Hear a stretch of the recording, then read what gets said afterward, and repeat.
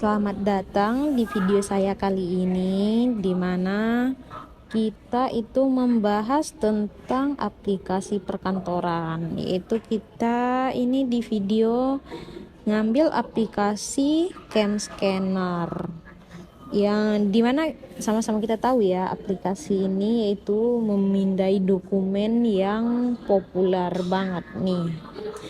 Cam Scanner itu aplikasi yang memungkinkan untuk memindai, bisa menyimpan dan berbagi dokumen menggunakan ponsel atau HP aja ya. Ini tersedia untuk perangkat iOS juga, Android pun juga, dan bisa diunduh oleh jutaan pengguna. Ini saya udah di App Store, jadi saya udah unduh aplikasi ini. Kita langsung aja ke aplikasinya. Ini tampilannya Cam Scanner itu seperti ini. Jadi kita ini tampilannya cukup bagus ya, dimana ini untuk memindai dokumen cukup buka aplikasinya. Oh, ternyata iklan ya. Lanjut. Jadi kita tinggal pencet fitur icon kamera. Terus pilih foto yang akan di scan. Contohnya ini. Oke, kita pencet import. Terus ini juga ada jendela bidiknya untuk bisa ngatur-ngatur udah pas fotonya apa belum. Kalau udah rasanya pas, ini juga ada fitur muternya, bisa ke kiri, ke kanan. Oke, jadi tinggal pencet icon panah, ini otomatis dia akan ke scan sendiri. Juga canggihnya ini ada filter gitu, jadi kita bisa menyesuaikan mau pakai filter yang mana. Tapi saya biasanya pakai filter yang ini, yang ala-ala di scan pakai komputer gitu, alat scan gitu. Jadi ini juga ada fitur tambah teks ya, kalau kita mau nambahin teks. Buat yang kurangnya mau kasih tanda tangan juga bisa. Kalau udah pas, terus pencet icon checklist. Ini otomatis udah ke Word, bisa juga ke Word, di scan-nya jadi Word, bisa. Beginilah tampilannya, tapi ini berbayar. Berhubung Cam Scanner saya yang free aja ya, kayak gitu. Jadi kita ke scan aja, karena kita menggunakan aplikasi ini untuk nge-scan dokumen-dokumen yang ada. Kalau udah, kita tinggal bagikan, mau menggunakan WhatsApp, Line, atau salin tautan juga bisa. Jadi ini udah otomatis tersimpan ya. Jadi ini Cam Scanner ini secara keseluruhan itu aplikasi yang bagus untuk siapa saja yang perlu memindai dan mengelola dokumen saat dalam perjalanan gitu. Jadi sekretaris itu kan kita nggak tahu, kadang lagi di jalan, kadang lagi di mana gitu. Jadi kita dalam keadaan apapun kita juga bisa nge-scan dokumen-dokumen. Jadi sangat bermanfaat lah.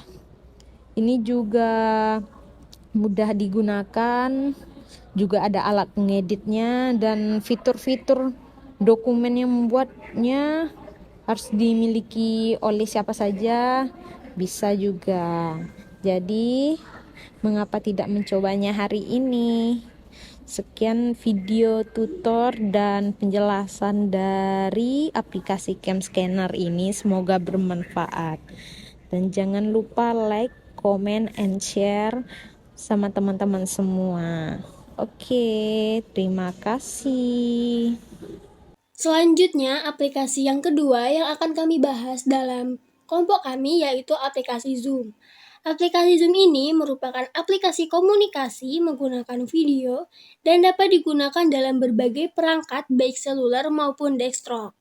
Aplikasi ini biasanya digunakan untuk melakukan tatap muka secara jarak jauh dengan jumlah peserta yang cukup banyak. Nah, bagaimana cara kita mengoperasikan aplikasi Zoom ini?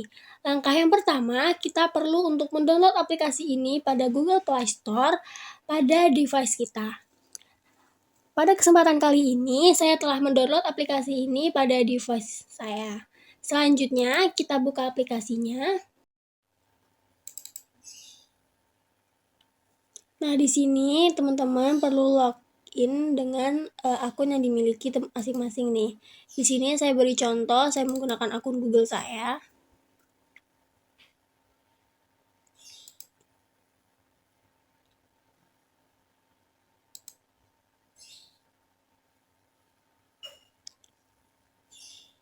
Setelah kita masuk, tampilan navigation pada aplikasi Zoom seperti ini. Di sini aplikasi Zoom memiliki beberapa fitur. Yang pertama, pada menu Home terdapat New Meeting, yaitu bagaimana kita memulai meeting. Kemudian ada Join, kita bergabung pada meeting yang dibuat oleh orang lain. Kemudian ada Share Screen atau berbagi layar. Ini digunakan untuk mempresentasikan, menjelaskan tujuan dan maksud.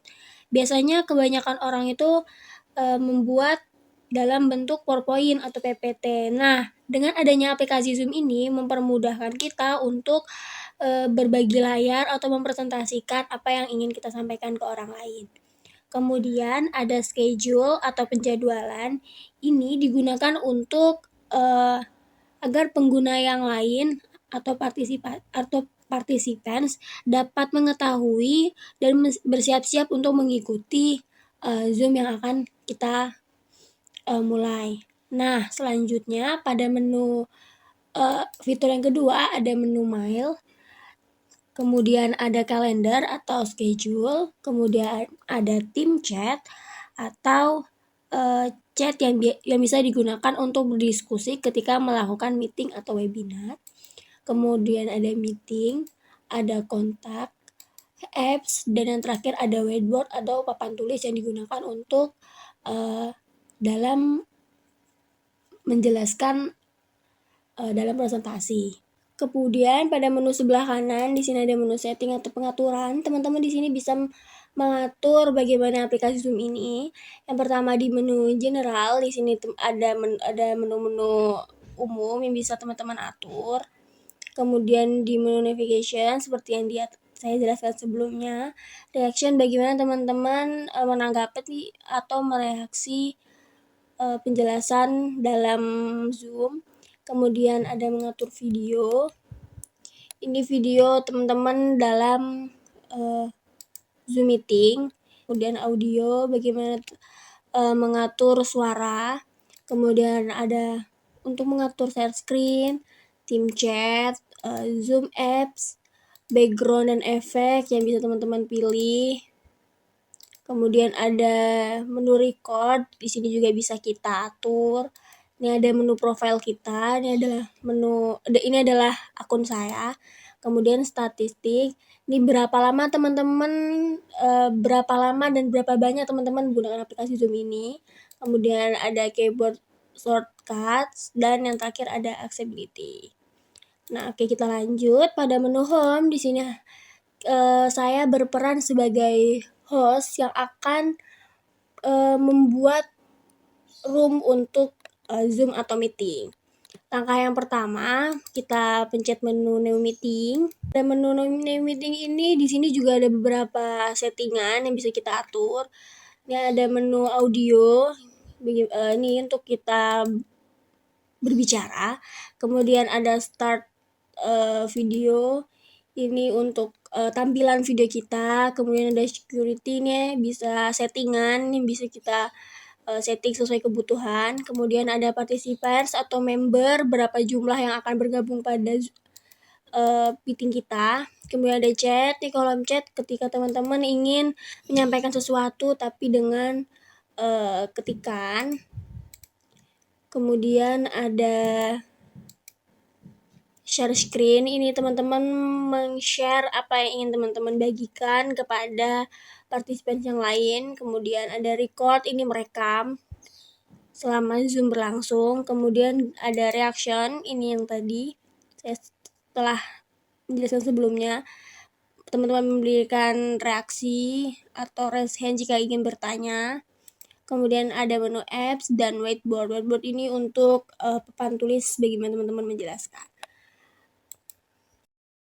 Mungkin cukup sekian penjelasan aplikasi Zoom dari saya. Kesimpulannya, aplikasi Zoom ini sangat bermanfaat di era yang seperti ini. Bagi seorang sekretaris, aplikasi Zoom ini sangat bermanfaat karena dapat digunakan untuk melakukan meeting dengan klien atau dengan karyawan kantornya untuk berdiskusi secara jarak jauh gitu. Kemudian aplikasi Zoom ini dapat digunakan dan mempermudah teman-teman dalam menjelaskan dan berbagi informasi melalui dengan meeting atau rapat. Mungkin cukup sekian penjelasan Zoom dari saya, kurang dan lebihnya mohon maaf. Dan untuk teman-teman, jika ingin ditanyakan atau yang kurang jelas, bisa tulis di kolom komentar. Jangan lupa untuk di like, comment, and subscribe. Terima kasih. Wassalamualaikum warahmatullahi wabarakatuh.